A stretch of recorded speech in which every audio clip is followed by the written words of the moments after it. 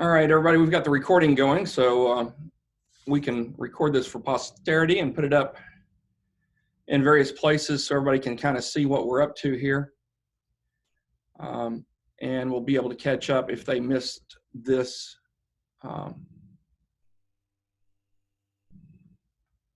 conversation here on Zoom.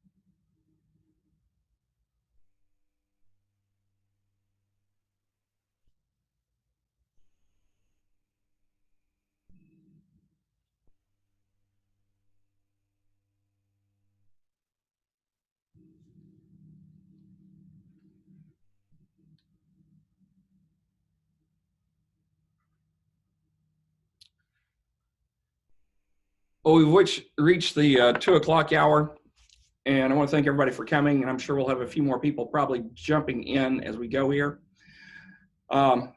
If you hear noise in the background, I apologize. They have decided to start doing construction right outside the window here. So we're hearing jackhammers and all. I don't know if y'all can hear it or not, but we can.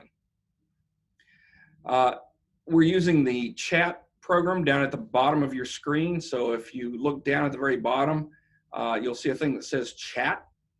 And so if you want to send me a message and ask a question, feel free to do that. Melody's over here. She's going to yell at me whenever something comes in and somebody has a question. And that way we can kind of keep up with things. I want to try and keep this as informal as we can, but I also know that we have a lot of information to get through and to talk about, and I will send out links and everything, put them out on our Facebook page, and also send them out via Constant Contact once we finish today with all the links that I'm going to be talking about for various things. And I'll also kind of have this script that I'm going through today, so you'll have an idea of where to find what. So with that being said, we're at about 1 minute after, so let's get started. I want to thank everybody for being here, and let's open with a word of prayer. God of grace and healing, we come to you at a time when there is much unknown. We hope that you can give us the strength and the understanding and the compassion to get through the days ahead and to bring our worship into people's homes through the technology that we can use and find. We know your message is the same. We just have to create new ways to deliver your word. It's in your son's name we pray. Amen.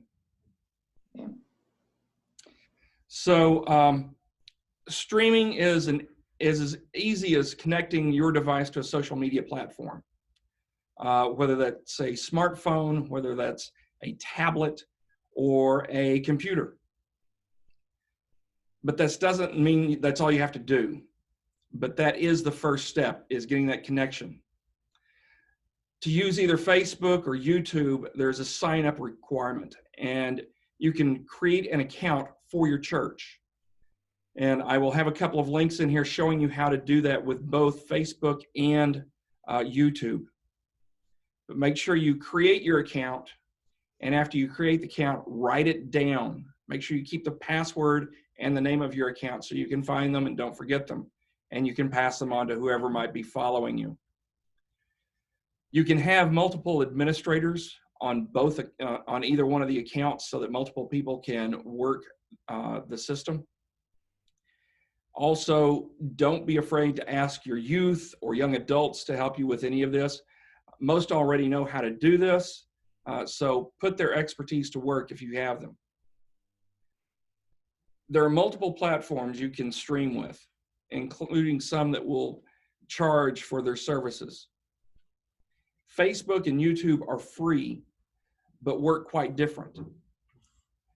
Facebook is probably the easier to use, but it does have some drawbacks. Only those who like your page are going to be able to view your live stream. Another issue with Facebook is that your stream or your video is not searchable. And what that means is that if someone is trying to find your worship service by searching the web, they won't be able to find it. On the other hand, YouTube is searchable. So your worship service can be found just by doing a simple search through any of the search engines. YouTube does not take more work to create. YouTube does take more work to create a channel on, but it's always, but it's more flexible. So those are a couple of things that you'll need to look at as you look at some of the links that I'm giving you with everything else after we're done here. So I'll post these links to Facebook and YouTube on how to connect to them and how to stream on them. For those who have seen what we've been doing, we stream through our YouTube account here at the Presbytery. Anybody have any questions on that at this point?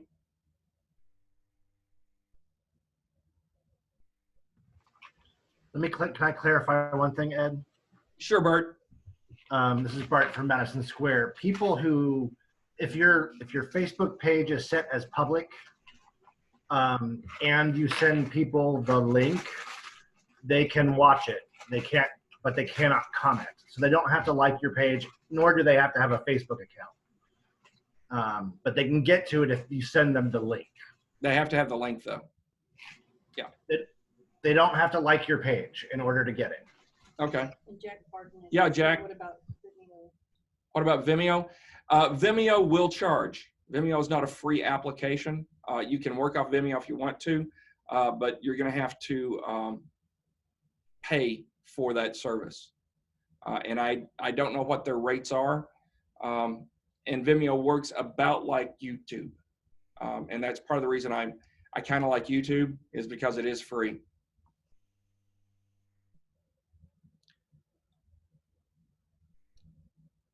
So to start your streaming, all you have to have is a smartphone. And I think all of us have those.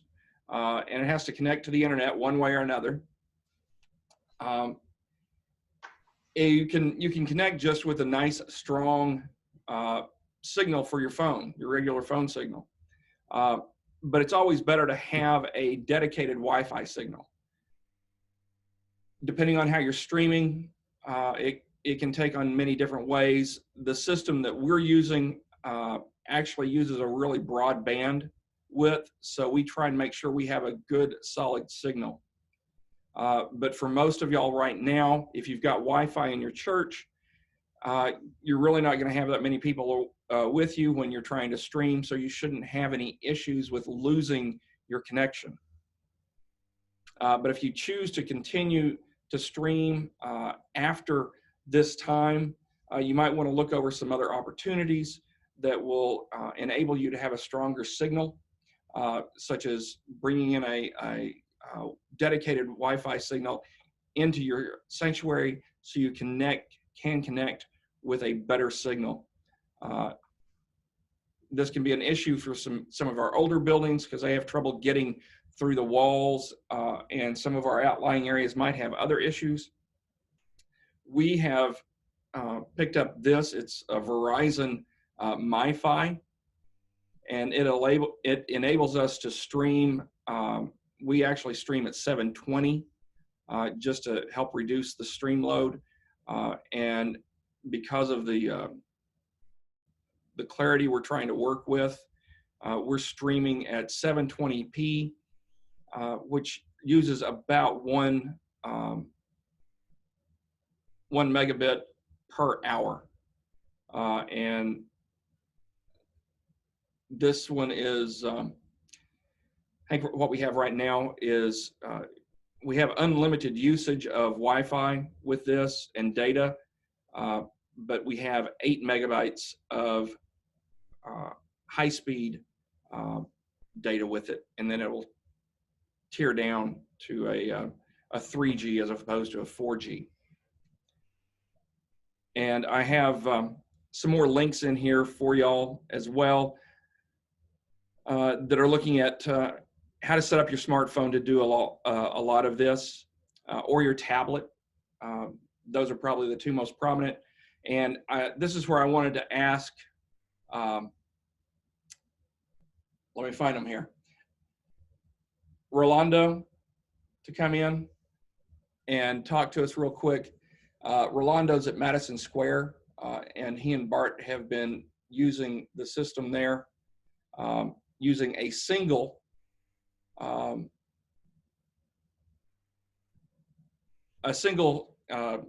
smartphone, and they've been live streaming to Facebook. So Rolando, if you can tell everybody kind of what's going on with y'all. Hi, yeah. Yeah, so we started just using just an iPhone, whatever phone is available, through Facebook, just to see if people would join in and see if it was worth investing in better equipment later, which we've done now. But it's really easy to use with an iPhone. We just, what we found was that the audio for me was the hardest thing, and that's the thing that we get the most feedback about. If the audio is ever bad, people start to complain. So I was able to buy some really cheap lapel mics, and you may already have something like that at home or in your church. And so with 20-foot leads on them, and I can send you the link of the ones that I bought on Amazon, but we just bought some little lapel mics that we attach to different places and then just plug into the phone when we can. And so that seems to work real well for speech, but for music or other things like that, it's better if we unplug that, and that seems to work well. But yeah, so we're just streaming using the church's Wi-Fi, and we stream the whole service, and it seems to be working well.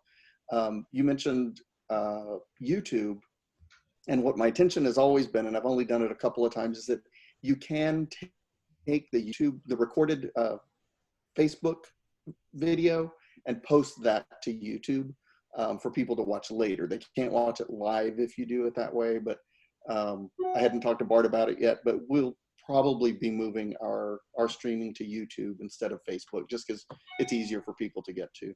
But yeah, it's really easy to do on an iPhone. You don't need any fancy equipment to do it. It worked just fine. And we had a couple of questions. How much did that Verizon Wi-Fi 720 cost? This Verizon is, I want to say it was $200. And it's like $40 a month or something? It's for the unlimited, it's $80 a month. So depending on how much you're going to stream, you might be able to get away with the 4 gigs. It's 4 gigs. That's what it is, not terabytes. 4 gigs, as opposed to the 8 gigs that we're using. Because when we're doing Presbytery, it's usually runs close to 6 hours total that we'll use. Someone else, Bill Dixon asked, does anyone edit before they stream?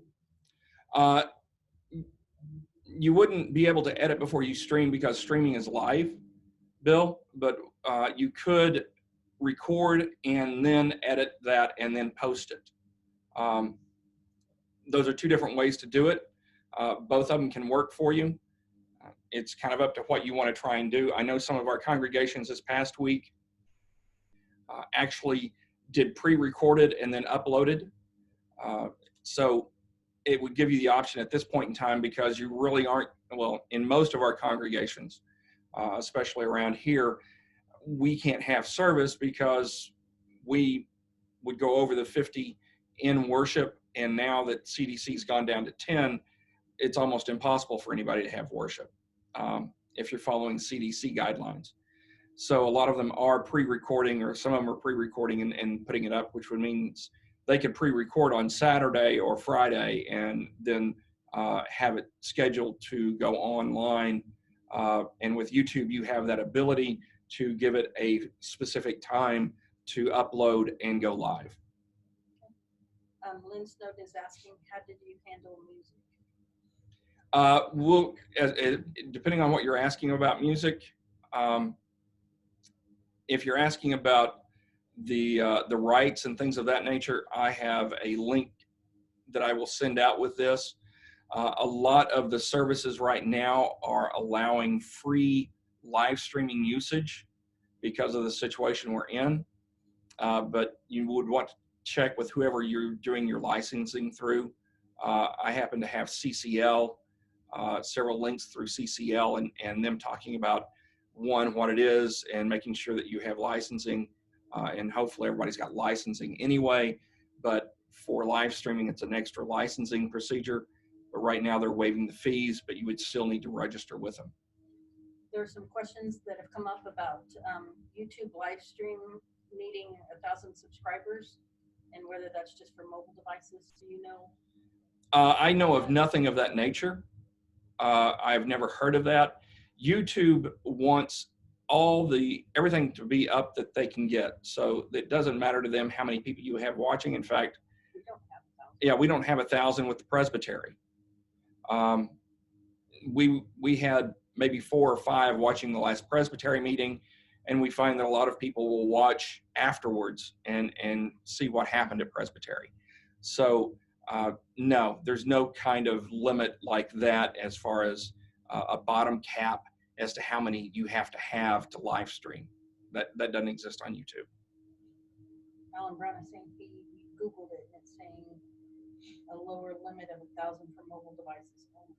Desktop and webcam is restricted. I don't know where that's come from, and I haven't heard of anything from YouTube like that. People are always live streaming just with their cell phone as they're out goofing off. I've got a pastor friend who does messages all the time via live stream on YouTube, and he doesn't have 1,000 followers. So I don't know where that's coming from. They want you to repeat my questions because they can't hear. Oh, okay. I will start to do that then. He's going to repeat the questions. I'll start to repeat the questions. You should, if you look on the chat, you should be able to see the chat if you've got the chat up, and see what the questions are that are coming in. So some things. I'm sorry, did you have live singers or recorded music in your service too?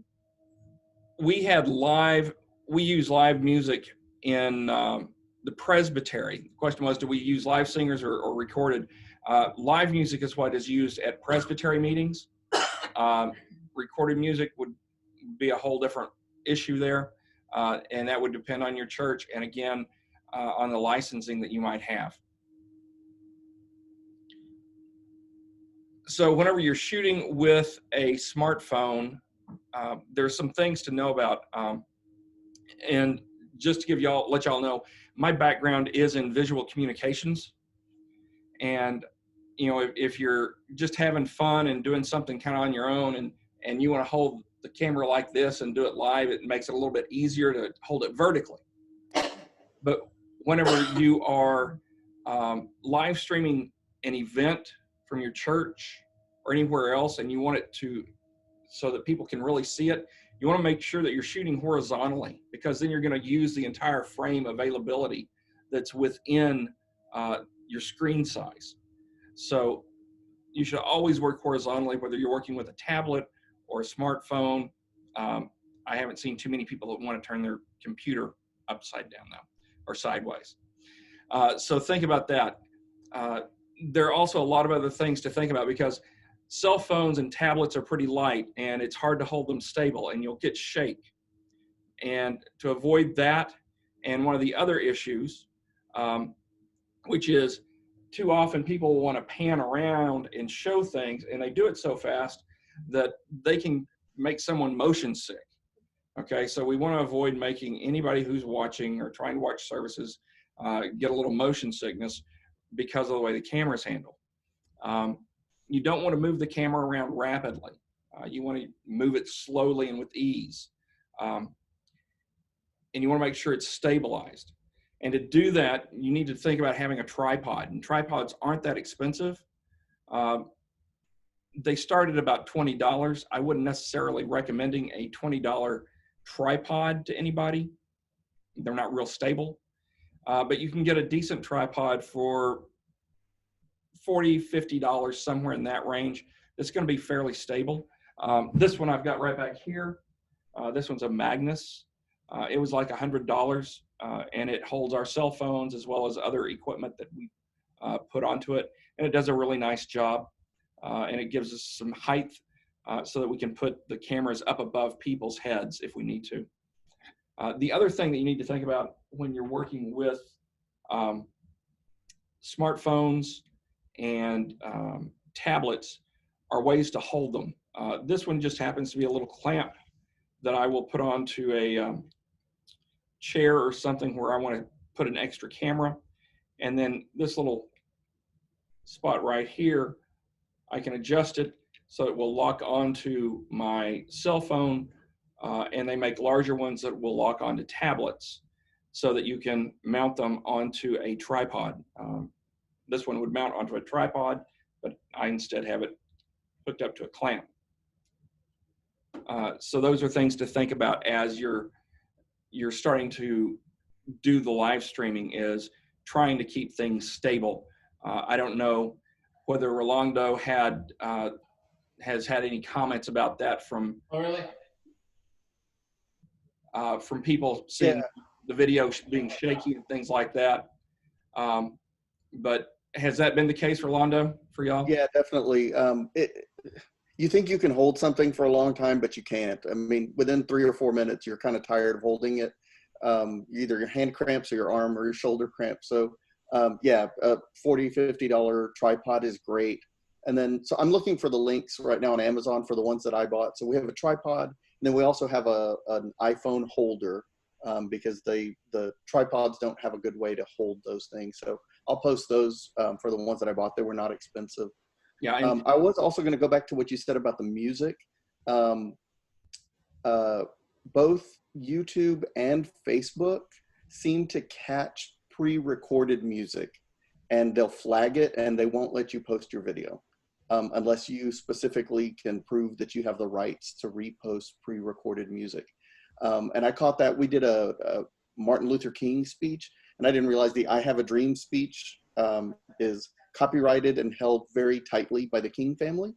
And so somebody played that in our service, and when I tried to post that, yeah, it flagged it and wouldn't let me post it. So yeah, they can be pretty strict about that, and depending on what it is as to how they deal with it. Sometimes they will pull down your post. Other times they just won't let it be visible in Germany or something. right. So And then the other thing with the microphone, depending on what if you have an iPhone, for example, iPhones don't have a jack anymore for headphones, right? They just have that one little thing. And so there's an adapter that you have to buy. It's about $10 from Apple. So that way you can attach your headphone jack as a microphone into it. And so I'll post that one also. So there's lots of little pieces that you need that we've figured out over time, trial and error.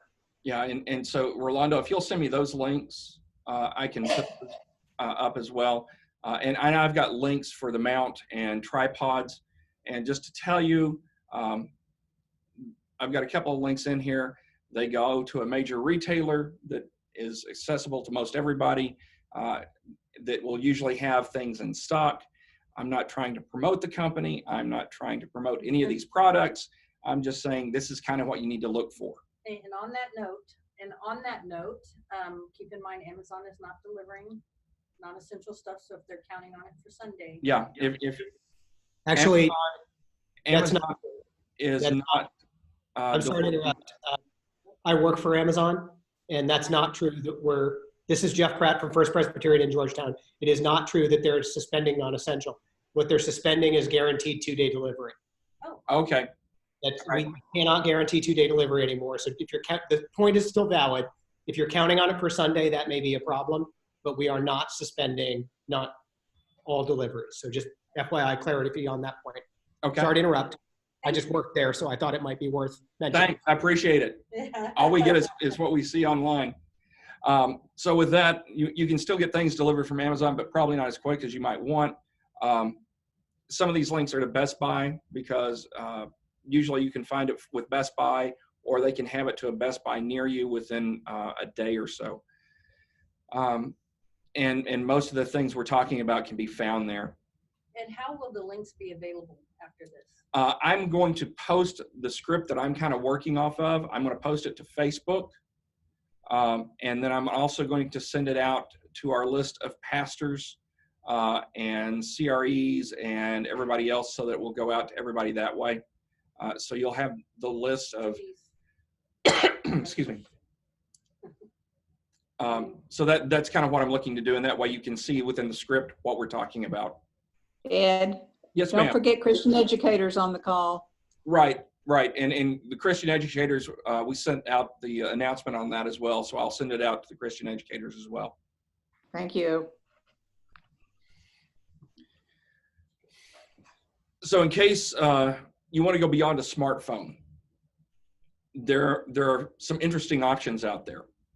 Mevo is a new camera that will connect directly to social media accounts, whatever one you choose, and you can control the camera from a smart device. So in other words, you've got the camera connected to your smartphone or something of that nature, or your tablet, or even your computer, and you can control this little camera. They're fairly small, and they've got some interesting concepts to them where you can zoom in and zoom out, zoom in and out with them. You can pan with it, and you can cut away to different areas. It runs about $300 for a single camera. So for some that might be prohibitive. Some might say that's great, we can try that. I received a call yesterday from Dan Melford here in San Antonio at Covenant, and apparently they used the Mevo this past week to try and stream with, and I don't think they were really happy with it from what he was implying. But they will have the option within a couple of months, they're saying, to put several Mevo cameras together, so you'll have multiple camera angles, which might help. But then again, then you're kind of getting into some other aspects of whether you're saving any money or not by doing that. And I'll talk about some more about that in a minute. I have the link for the Mevo camera also in what I'm going to send out. As Rolando was talking about, the most important thing you can do for anything you're going to stream is have good audio. At the Presbytery, we try and tap into the soundboard of wherever we might be, because we are working with a Sling system, a Sling studio, and it allows us the opportunity to pull straight in off the board and straight into the Sling, so we're getting the audio feed that's actually going through their system. But if you're using a smartphone, that's probably not going to work. So there are many options. Those, of course, which include a lapel mic or a lavalier mic, as it's often known, as Rolando was talking about, and making sure that you have a long enough cord to attach where people are going to be. I think, Rolando, do you work with multiple mics, or you just have one that you move around? Yeah, I use two, just so I don't have to jump around so much. Yeah, so you've got one basically that's at the pulpit mic, and then one that's at the table, right? Okay. Right. So you can pick up a couple of those for anywhere from $20 to $40. And I've got a couple of mics that are listed on the sheet that I'll send out as well. Some other options are shotgun mics, and I've got one here.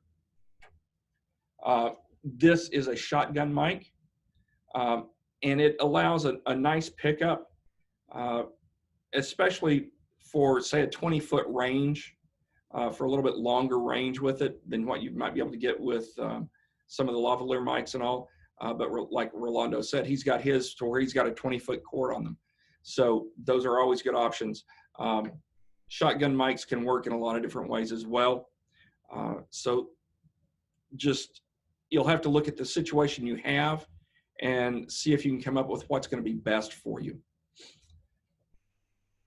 Questions? Nothing at this point? No, but I have a question. I don't know if y'all can hear me, but if I'm a small church and I just want to stream video, what is the bare minimum that you suggest I have? I don't have money to go out and buy tons of equipment. What? For a really small congregation to do this, you've probably got somebody in the congregation that has a smartphone. So you're out no money there, per se. And then all you would really need to make sure you have are a microphone or two to make sure you're picking up the audio the best possible way. Couple of other options, if you want to go into some more money, is to pick up some wireless transmitters. We've got wireless transmitters that we can use for various ways as well. And this happens to be a Rode, which is a fairly decent brand, almost of any kind of mic you want to use. There's also another one called Audio Technica, which is good. And they're probably the two most professional mic systems that aren't starting to get into huge dollars. And someone's got their mute off. Not sure who. So that's where we're kind of at with those. Let's see, as far as microphones, what we're really wanting to try and do here is make sure we can get everyone up and operational with as little fuss and muss as possible, so we can get through the restrictions that we're all dealing with.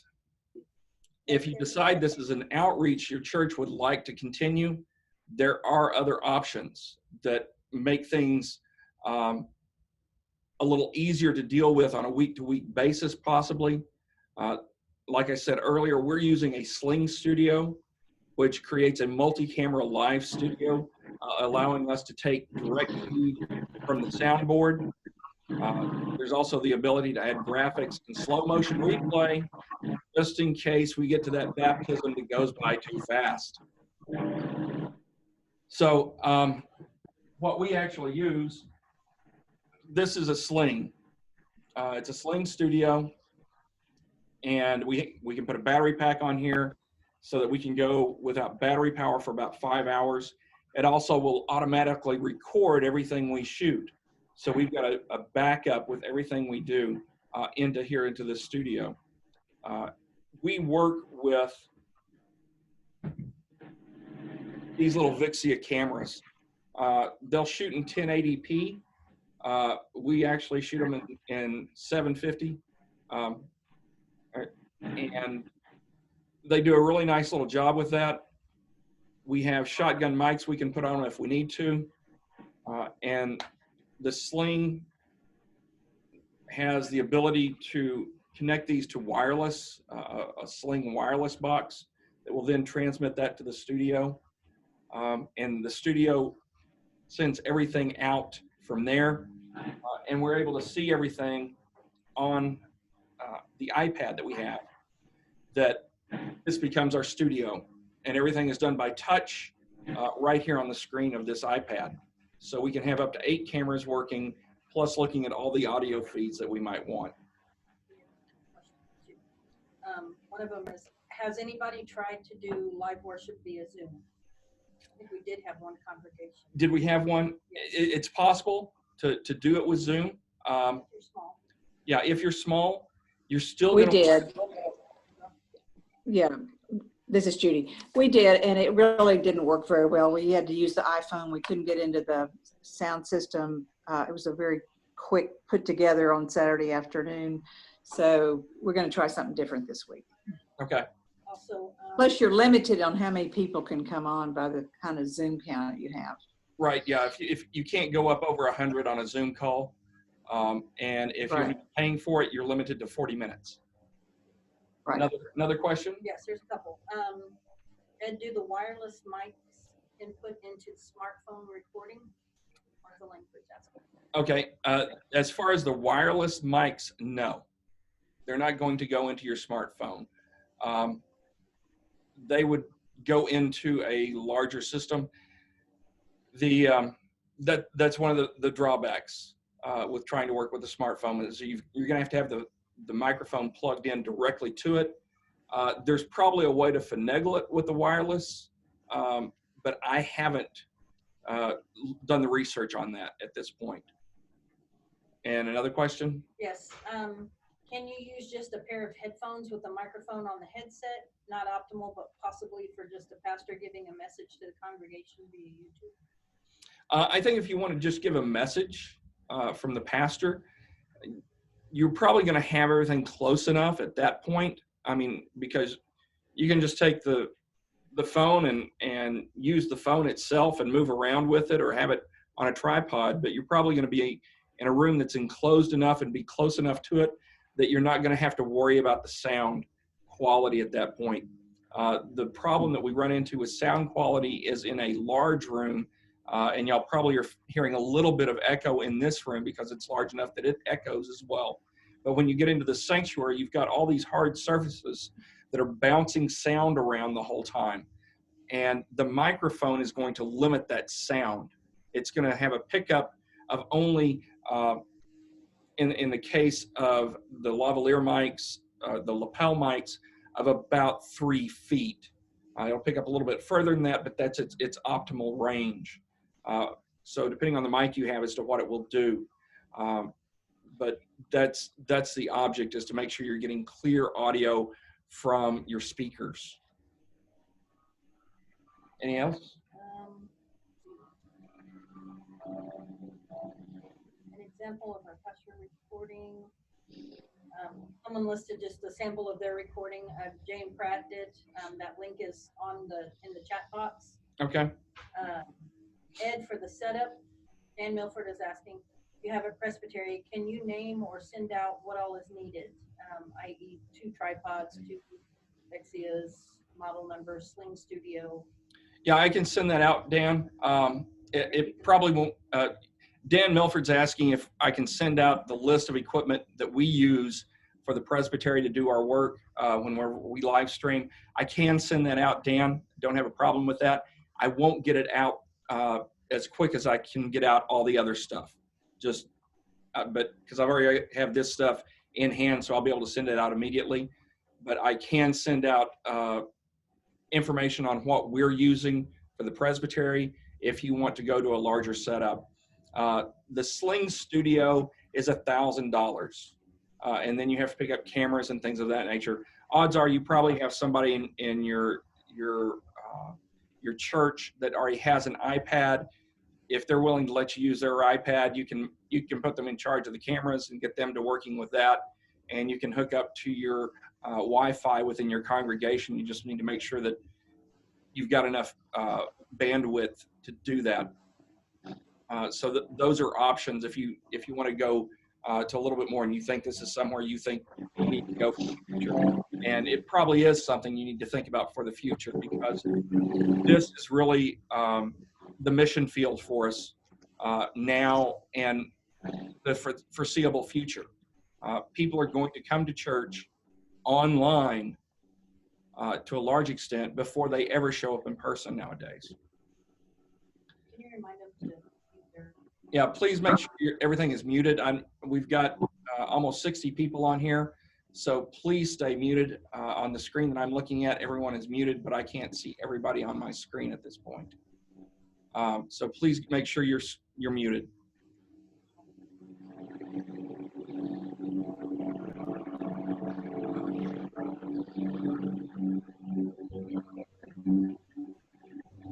Just looking to see who's not muted here.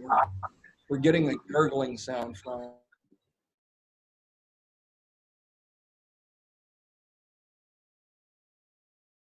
Okay. How about now? Okay, I think everybody can hear me now. Am I good? Am I back up? I hope. Wave at me if you can hear me. Okay, we're back. Now we're doing this call on Zoom, and the question was asked about Zoom. If you want to continue to do Sunday school classes or confirmation class, Zoom is probably your good answer for that.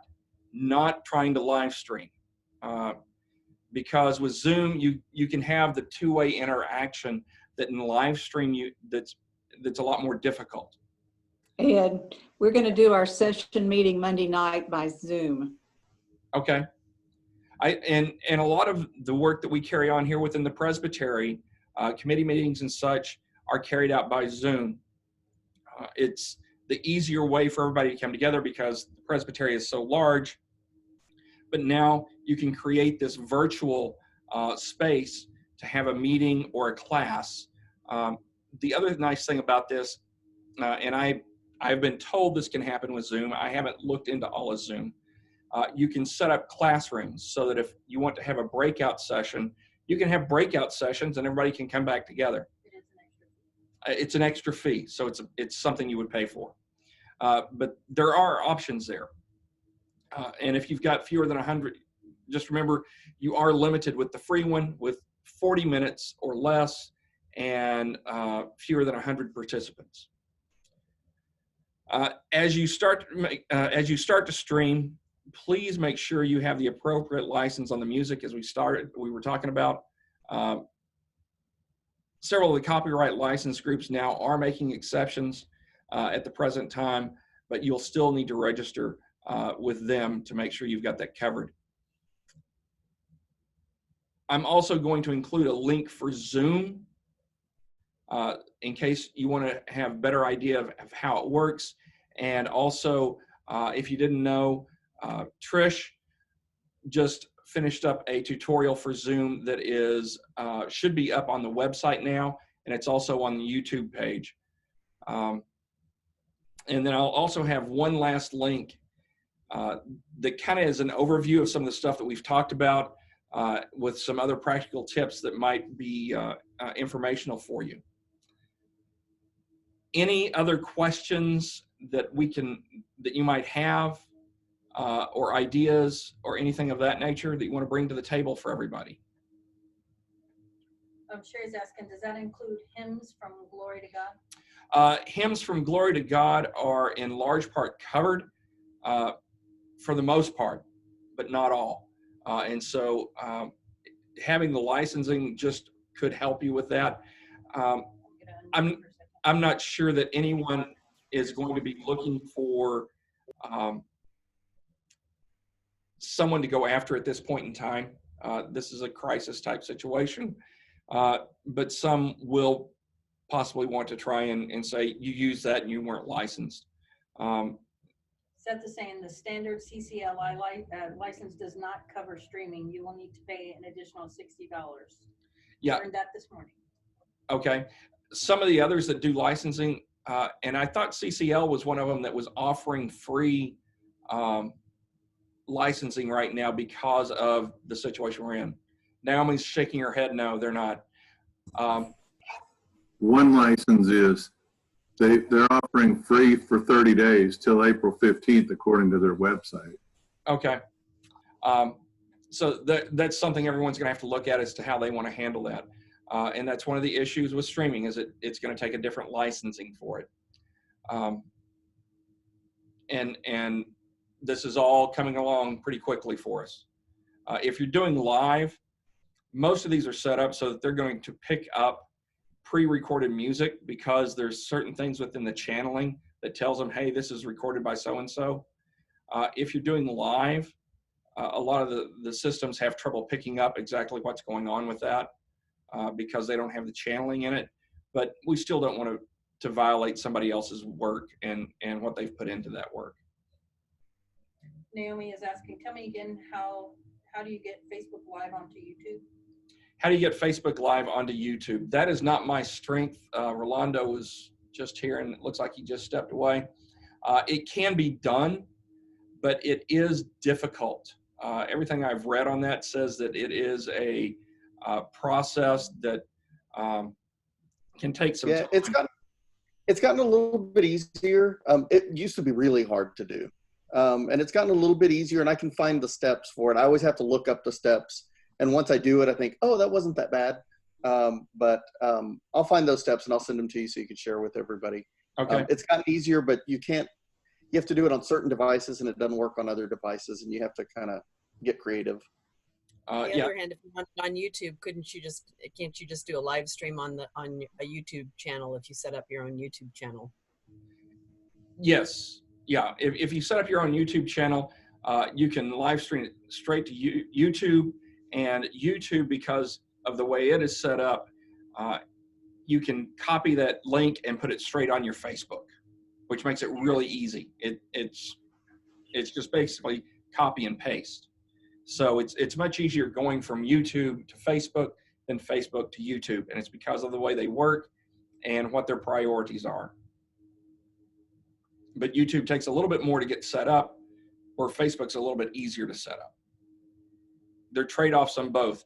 I prefer YouTube because it is searchable, and if somebody wants to come in and say, hey, I want to find out, about such and such Presbyterian church, or what churches are in such and such town, you've got the searchable database that you fill in with your YouTube, and it makes it searchable so people can find you. And I did find out that the video breakout rooms allow you to split Zoom meetings into as many as 50 separate sessions for discussion. It looks like it is available with the free version and also with of course, the paid. I've never done it, so I don't know the details, but if anyone's interested, we'll play with it and see if we can figure it out. Everybody hear that? The breakout sessions are apparently available on the free Zoom, from what Melody can see here. So hopefully we can get that we can find out some more about that and let everybody know. I don't know if that was included in the tutorial that Trish sent out and did yesterday or not, but those are possibilities as well. Any other questions from anybody?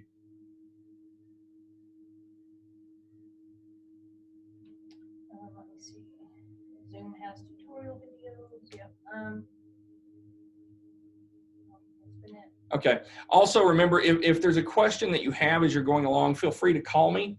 Also, know that anything you want to learn, you can learn from YouTube. I taught video and film for a few years at a high school, and oftentimes my students would come to me and ask me, how do I do this? And I would just look at them and say, I have no clue. And they're like, well, you're the teacher, you're supposed to know. And I'm like, I'm not that smart, but you can always check on YouTube, put in your search parameters on YouTube, and you can find out anything there. So without any more questions, I hope this has been good. Hang on. A couple people are raising hands. Okay, we've got some questions. Unmute yourself if you have a question. Yeah. Isabel, can you unmute yourself there? Oh, okay. We use the music box that goes to a hymn book. The hymn book, the Spanish hymn book that has its own music box. Okay. Do we have to, since we bought the box, or are we free to use the box and just use those hymns? I would say you're probably okay to do that if you've bought that and you're licensed to do that, and you want to stream with that. I would say yes. If somebody wants to argue that point, you can say, well, we bought it, and you can argue that point from there. I buy lots of audio and music and things to use in production purposes. Just make sure you have the ability to verify, I bought this here at this point in time from this vendor or whatever, and I think you'll be okay. You can always fight that. And YouTube's really good about allowing you to say, yes, I purchased this. Okay. What if the pulpit in the sanctuary is too high and you can't get a camera at eye level? Then you Should just we move the pulpit area to well, move, either that or get a tripod that will go extend that high. You can get tripods that will go a good 7 feet in the air. Okay. Not knowing your sanctuary, I can't tell you what the situation may be. Or even just a ladder. Yeah, but then you're going to create some instability with a ladder. Thank you. Our pulpit's a lot higher than where I record from, and it's not always the most flattering for Bart because we're, recording from under his chin, but it is what it is. And the other thing I was going to say is that I was really worried. I think we've been doing it for a year now, recording or streaming.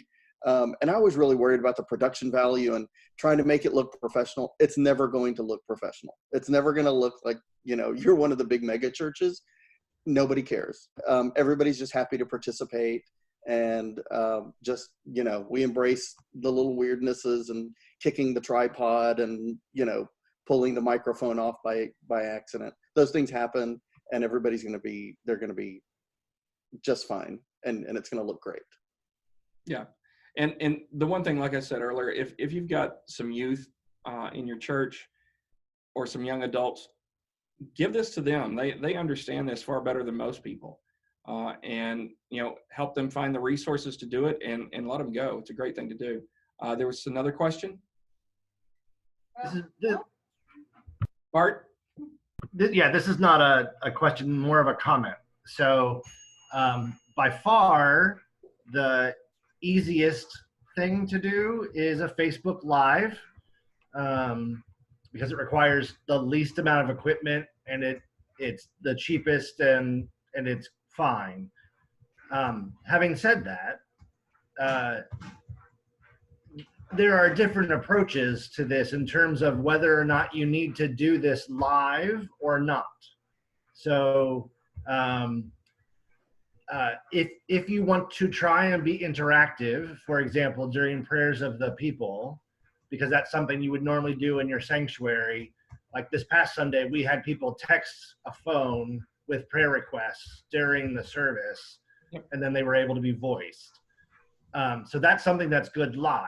But if you're not going to try to be interactive in some way with your congregation while you're virtual, then there's nothing wrong with recording it so that it fits the people involved schedule and then posting it on your webpage or your Facebook page or whatever. And in fact, if you record it, then you can do better at editing the recording, and you can include responsive readings in that way. Whereas, for example, it was not easy to do responsive readings where people needed the written response in a bulletin. We tried on this past Sunday to hold the bulletin up or hold the hymnal up as we were singing a hymn, and it was cumbersome and your hands got tired.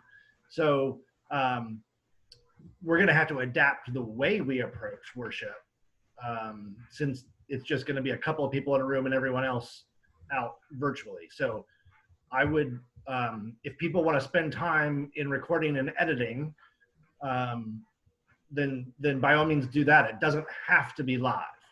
Yeah. And whenever you, a lot of people question what kind of editing system should they use. Part of that, I would say, depends on the type of computer you have. If you've got a PC, I'm not much of any help. I know there's some free ones out there, but whenever it comes to editing, a lot of times what you pay for, you get what you pay for a lot of times. If you're working on a Mac has a program called iMovie that is a very good editing system, especially for very simple things. And it comes free with all of Mac computers. So if you've got a Mac computer, that should do the trick for you.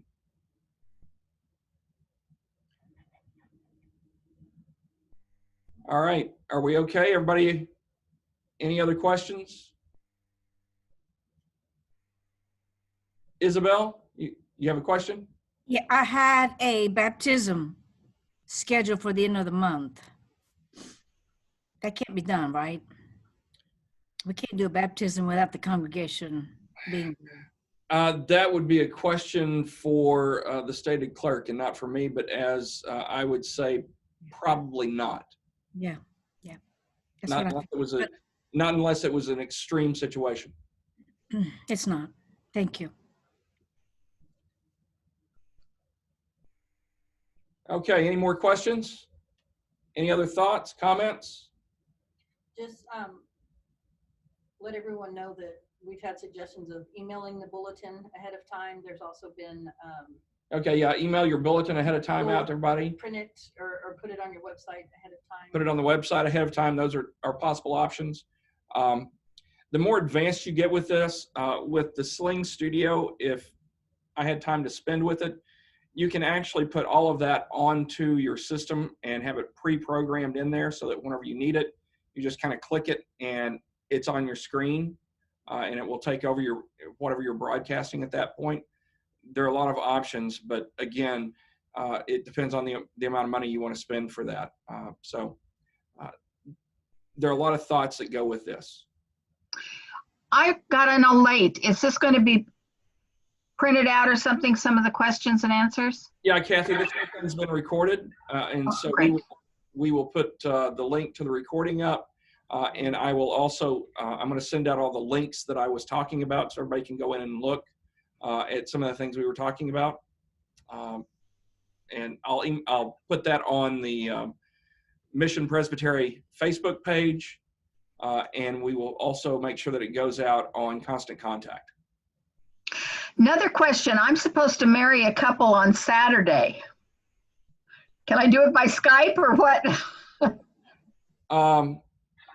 That is a question I can't answer. That's beyond my pay grade. I mean, I would talk to Trish at that point and see what Trisha says. I mean, you can conduct a wedding without having a congregation there, without having a room full of people. And just make the bride and groom stand 6 feet apart throughout the service. Well, the clicker might be is I might be quarantined. I'll find out tomorrow. Oh boy, yeah. So